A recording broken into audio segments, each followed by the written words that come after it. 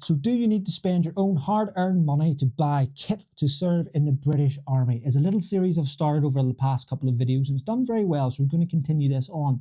How's it going? My name is Luke. If you don't know who I am currently serving the British Army and I'm moving into, as we approach the end of this year, into my 20th year of service in the infantry. So that's in case you don't know who I am. And which brings me on to the next little bit is, if you are watching these videos, I've got 95% now of people watching these videos are unsubscribed, so they're not subscribed. Can I please urge you just hit that subscribe button? That'll keep you up to date with any future content and it's completely free. So I know some people just zombie scroll and they're onto it and they actually sometimes just genuinely forget to. So if you do that, it really does help the channel and it's free. Thank you very much. Right. Belts is what I'm going to be discussing today. We've got a shooter belt over to my right and over to my left is webbing. And they're the sort of stuff I'm going to be discussing today and they're completely non-issue. Please, like I say all the time on my channel, is any of the kit and equipment I bring onto the channel to talk about how I've got it set up, or different brands and all the rest of it. There's just a sort of realm or a route I've gone down. I'm not sitting here on this channel saying this is the specific belt you have to get, you have to set it up this way, or this is the specific weapon you have to buy and this is the way you need to have it. It's not the be all and end all. So do not walk away from here thinking this is what you have to do. I'm just jumping on to bring my own thoughts and opinions onto the channel itself. So please, before you get in the comment section saying, no, I would do it this way, happy days, you do it that way. This is not me saying that I am the best and everything I say is what you must do. Right. Into the video then, I think what we'll start off with is the webbing, because that's going to be the most common that we're going to have. So I'm going to just slide that little shooter belt over there for a minute. For any infantry, or indeed probably anyone who's combat armed, webbing is going to be the big thing, where if you do want to put yourself into the aftermarket sort of place where you're going to buy sort of things that are non-issued, webbing is a really good place to start. If you invest in a really good set of webbing, it will last you a long time. So if in previous videos you hear me talking about clothing, whether it be wet kit, warm kit, all that kind of stuff, it's got a higher risk of getting ripped and all the rest of it, and then you have to claim off your insurance to get new ones and all the rest of it. This kind of stuff, still you can claim for if it gets broken or damaged when you're using it on the job. However, if you go to a really good brand or a company, it's going to be really rugged and it's going to last you quite a bit of time. If you're going to serve quite a bit of time, don't hold me to it, but I could say maybe you can get away with 2 sets of webbing on like a 20-odd year career. I've had this webbing now, I want to say the guts of 10 years. So JJ's are a company is in Wales and Brecon, and they started out from making modifications, so tailoring issued kit. So the big one that everyone's sort of known from them is how they modify issued Bergens. Right, so this is a Commander's one, and the back I went for the 4 utility pouches. Now normally, I sort of changed this around. I'm sorry if I'm absolutely blinding you with the sunlight behind me. For once, we've actually got some good weather in the UK. How I set this up is in what I put into this can really be different in regards to the role I will be doing at the time I'm carrying it. So at the last sort of really hard sort of run out I done with this was in Kenya, and that was in 2023. So as of recording this video, it's now 2025, so summer 2023. So for this, I was using 2 issued water bottles, and the black issued water bottles. A lot of people rock out with camelbacks. I'm not against camelbacks, but whenever you're running around and you've got lots of ammunition in your day sack, radios and other big bulky bits of kit, sometimes the camelback bladder can be in it's a risk of it getting a burst. And if it does burst, that's 3 litres of water you're now losing. Plus it's also now a method or you can't carry it. You cannot carry your water now because you've deployed without water bottles. So we do, it's normally like platoon sergeants and sergeant majors who are dictating sort of kit lists and stuff. And anyone who I've served under and within them roles, it's definitely you can carry a camelback. However, you need to have a fail-safe if that is to go man down. So I've always went with the water bottles with me anyway. That's how I've rolled with. And then the back one then is normally where I would keep rations. So I sort of unpack all them rations and sort of go into here. And what I'm sort of looking in here is like your sort of meals where I can eat on the go, and then sort of stuff where we're going to have a chance, a little bit of a respite area. We'll keep it in my day sack where I can pull it out and then cook it a little bit properly.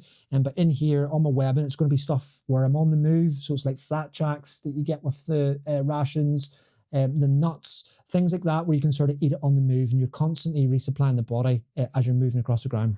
Right, and then we'll come around to the right-hand side, because this is the commander's setup. On the right-hand side, so on hip, is a little commander's pouch here.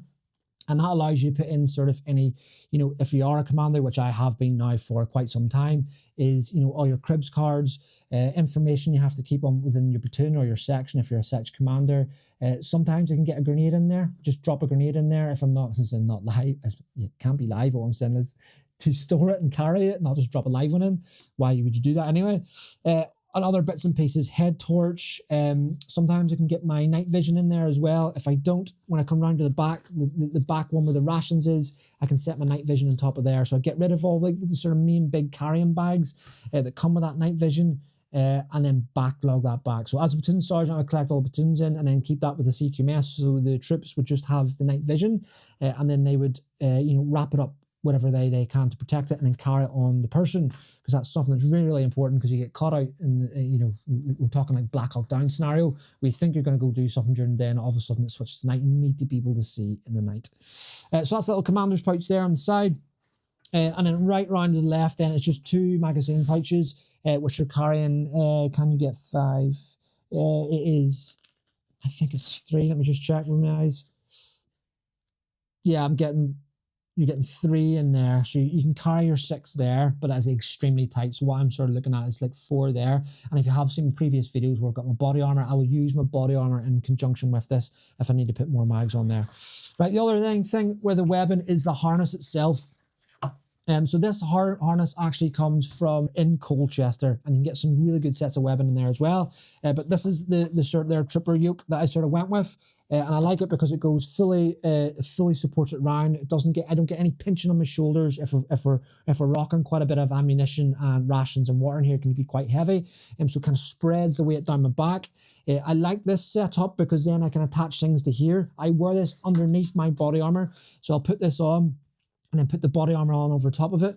This doesn't get, because of the holes in the mesh and whatnot, it's breathable, and it has never given me any jip. And I do, like I said, I was in Kenya rocking this and long marches with this on, and there's at no stage where any of these little buckles were hurting me or giving me any jip. The reason why I do that is sometimes in the training environment within the army is when it gets to a certain temperature, it will ditch certain bits of kit, i.e. body armor and stuff. So once the body armor comes on, this vest is fully visible then.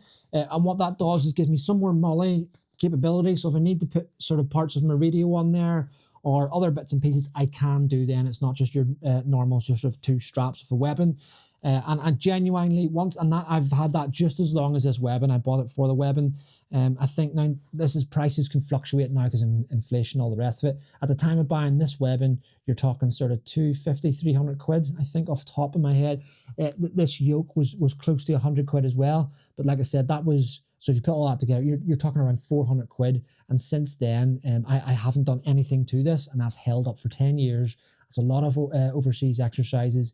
I keep using the term overseas exercise. I have deployed an operation since then, but the operations setup of the kit didn't require webbing. It was just more sort of this kind of stuff we're going to talk about in a minute.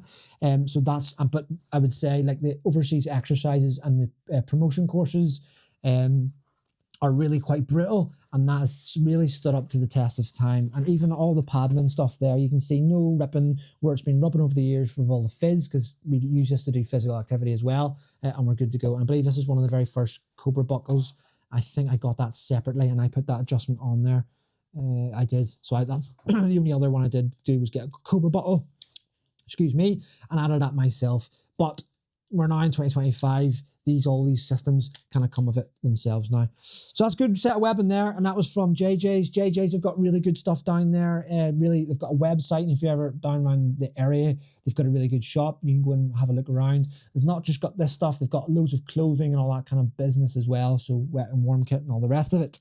But like I said, with the yoke there is from Pilgrim. Don't go looking into JJ's just because I'm saying, because I've got it. I got that, and that really works for me. That might not work for you if you're going to join. I'm just trying to block the sun from your face and blinding you.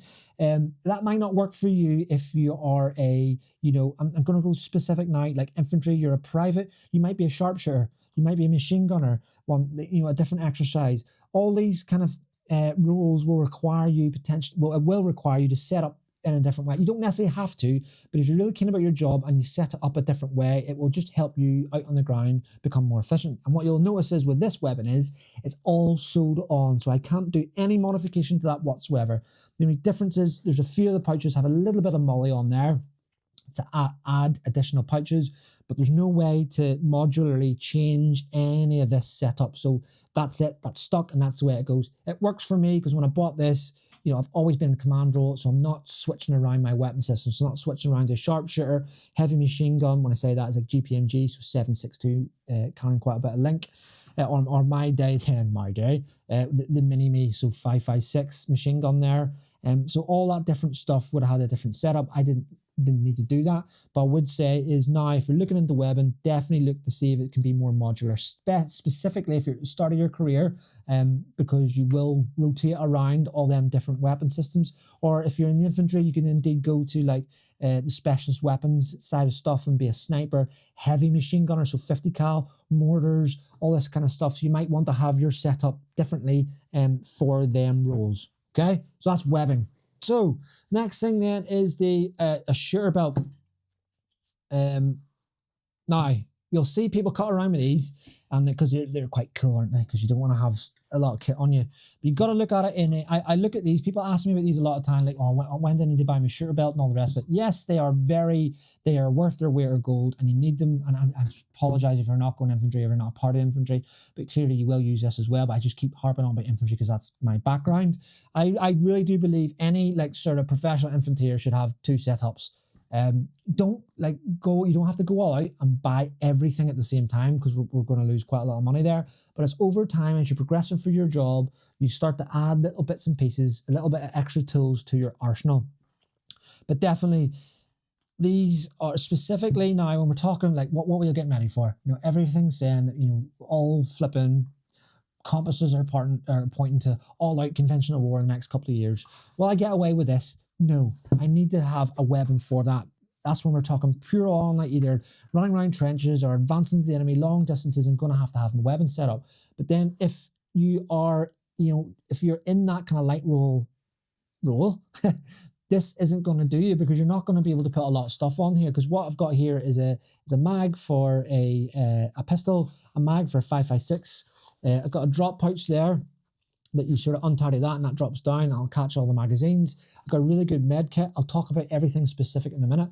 A bit of a utility pouch there, and then I say there a snus. Don't do the snus anymore. Finally, I've broke free. Or a cam cream or something else really small that can be put in there. And that's all it's going to be in there. You don't want this to be heavy, because all of that weight will be on your hips. So if you're doing long insertions, 2-3K, and your weight isn't distributed, so it's not being put onto your shoulders and it's just on your hips, you're going to have problems whenever you're walking when your hips are really restricted.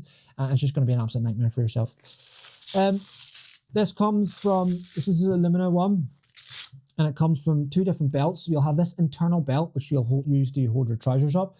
You flick that round as you would normally use a belt, and then this then can just be put on over the top, and you'll come in, and then the male and female belt will stick onto your belt that you've already got on, and that'll help it secure with that nice big huge bomb-proof Cobra style buckle there. And you see that's just beautiful. And if the microphone's not over here, the microphone's over me, you hear that satisfying click.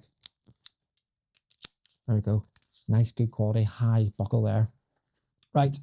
And this is the alumina one. And the reason why I go with alumina, I think I've mentioned it a few videos before, is a Scottish brand, veterans, and I just like to pump money back into that kind of, world. So veteran-owned businesses, and specifically like small ones.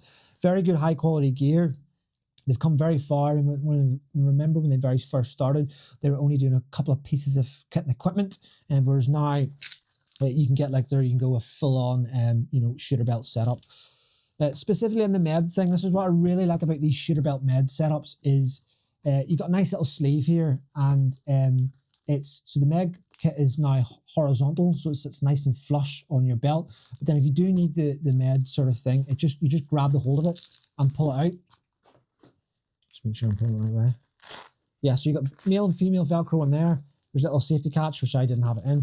And it's literally just, because it's not on my hip, it's going to be a pain in the ass to pull. And it's just to pull out the side. And then you get immediate access to your med kit. You open that up, and then, There you go. It's nice hard Kydex in there. So if you've got, your fentanyl in there, that'll come with its own little carry case. You'll get issued that once you go on operations. That'll slide nicely in there, and you can put a few sort of FFDs, so first field dressings, in a tourniquet, and you're talking stuff you could probably treat other people with. But things like FFDs and tourniquets, yes, 1,000,000% be inside your medical kit. But ones that you need to use quite quickly, they're going to be like maybe strapped inside your body armor, or indeed some companies have SOPs where they're in their mat pockets and all the rest of it, so they're very easy access. And then there's a bigger med kit within there. But I like the med kits now, where you just fit they sit horizontally. They're held in there really securely, and it's just a simple rip out, and then you're good to go. So really good quick access to it. The rest of the stuff on the belt are all complete self-explanatory. You've got like a sort of longer utility pouch there, we'll just call it, where you could put whatever you want to within there. These are also good little range day belts. So if you're just going nipping down to the range to practice your marksmanship, it's good little setup there. You don't have to bring all the sort of heavier stuff down, the rations and the water and all the stuff you want to be carrying long distances. You can just get away with one of these and your day sack. So in this setup, I know I haven't got it here now, day sack, you are really relying on working together with your day sack, and because a lot of the stuff specifically for with these wagons, and when you're doing a raid, all the other living stuff would be within the day sack. So it's really going to come down on yourself in regards to your experience and what you can have sitting in certain bits of kit, and what you can go without for a little bit longer, and all the rest of it. But that is your shooter belt, and definitely, like I said, sort of at the beginning of this video, I highly recommend anyone who's going to be out on the ground a lot. I keep saying infantry because obviously that's where I'm from, but artillery, other different bits and pieces and units who are going to be out and around the ground, even med, as when I say med, CMTs, all that kind of stuff, you're attached on to sort of combat arms, you're moving forward. I would definitely look at having 2 different setups. But like I said, don't go all out at once, but have them 2 different setups. If you're joining the army and you're going to do something that you're going to be right back in logistics and all the rest of it, then you can be a lot slower to upgrade to all this stuff. But even again, for yourselves, something like this, if you're right back, doing the resupply and all that kind of stuff, and your logistics support, you might not need to have a huge big fighting sort of setup like this. You get away with a nice shooter belt like this to have some ammunition on you to protect yourself in whatever camp or forest you're in, if we're talking conventional, your own sort of med stuff to keep you alive, and other bits and pieces in there that's specific to your role. So and you're bouncing in and out of vehicles, that's good to go. Things like Toral in Afghanistan, which was the operation which was in Kabul, everyone was cutting around with these, and no need for that. Beside me, the weapon, because you're in and around the camp, that's everything day to day. Even when people are going to office to set up patrol reports and all the rest of it, that belt there was stuck to your hip all the time. So that was worked into conjunction with it. So it's great to see. Clearly, we don't have a issued version of the shooter belt. I know the Virtus belt, which I don't have with me, it's in the office. It's similar to the width of this, but it is completely modular, where you can take all the pouches off with them because they're mollied, and people would argue that you could just use that as a shooter belt, and I believe some people did in Mali. I can't remember off the top, I think they did, but it's just hugely wide. If you can see how wide that is,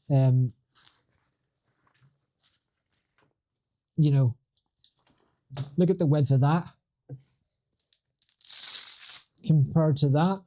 It's when you've got a big huge belt like that on, maybe with not all this on, and you've just got like a couple of pouches just like this is, like very minimum pouches on it, it's just a huge big silly belt, and you're jumping in and out of vehicles or walking in around the camp or whatever it is, what country you're in, it just can be a bit, if you're doing that for 6 months, it can be very, very tedious. So I definitely highly recommend you go out and get something like this, because it's a bit more lower profile, and it just sort of sits in your hip a bit better, and you look a little bit more smarter as well.